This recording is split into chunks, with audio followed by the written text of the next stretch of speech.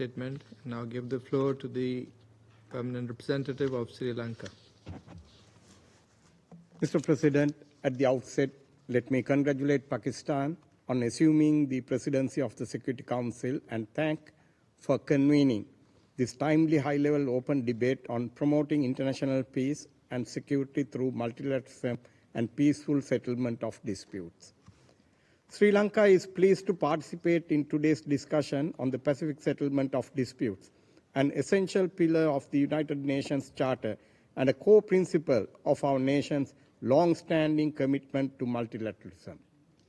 As we mark the 80th anniversary of the United Nations, it is imperative that we renew our dedication to diplomacy, dialogue, and prevention of conflict. The geopolitical landscape has changed drastically since the formation of the UN in 1945.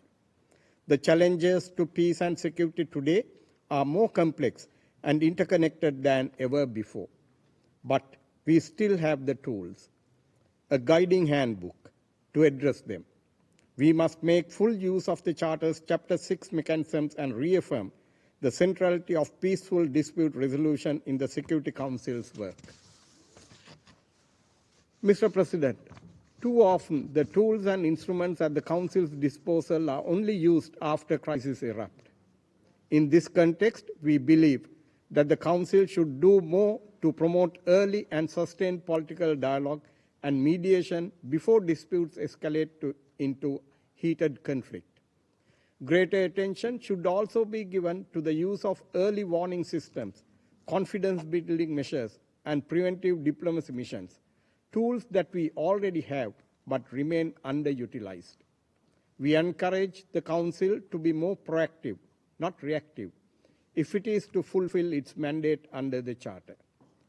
On the challenges to implementing Security Council resolutions, Sri Lanka emphasizes the need for consistency and accountability. Selective implementation tarnishes the credibility of this Council and weakens trust in the rules-based international order. It is important to strengthen monitoring mechanisms and ensure that mandates are realistic, clearly defined, and adequately resourced. Implementation must not depend on political convenience. Mandates must be matched with the necessary financial, logistical, and political support and regularly reviewed to adapt to evolving ground realities.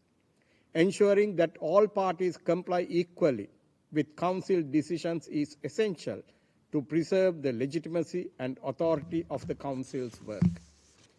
We believe the Secretary General must be further empowered to advance preventive diplomacy. The Council should actively support the Secretary General's use of his good officers and early warning capacities. When early signs of tension emerge, the Secretary General should be able to act quickly and decisively without allowing the alarming situations to escalate. More importantly, the Secretary General must be backed by the political will of the Council and have the means to act effectively. Lastly, Sri Lanka is convinced of the need for a broader approach to ensure global peace. We must address the myriad root causes of conflict. As we all are aware, conflicts are complex. The Council must embrace strategies that address the complexities by considering how peace building, development, and human rights can help address security. This also includes investing in national capacities for reconciliation and institution building. Real peace is not just the absence of violence. We must also strive to allow every human to live in a world of fairness, opportunity, and mutual trust. Mr. President, as a country that emerged from decades of conflict, Sri Lanka understands the value of peace. We stand ready and eager to contribute to efforts that advance diplomacy and the prevention of conflict. Let us not wait for the next crisis to occur.